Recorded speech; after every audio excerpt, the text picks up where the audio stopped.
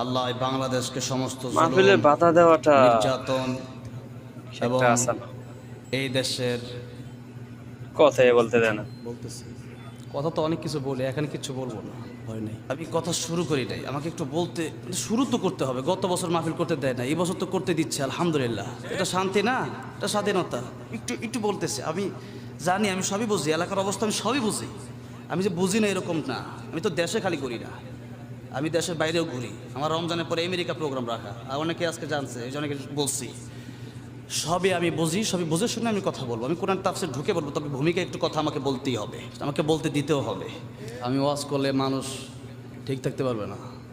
আমি এই দেশের এমপি মন্ত্রী কাউরে ভয় পাই না। ওই এমপি মন্ত্রী ছাতার কোনার টাইম নেই আমার। লতিফ সিদ্দিকী আসছিল টাঙ্গাইল, আমার আগে উল্টা পাল্টা কথা বলছিল। আমি তোর মতো লতিফ সিদ্দিকীর আমার গোনার টাইম নাই। ও নাস্তিক বেঈমান।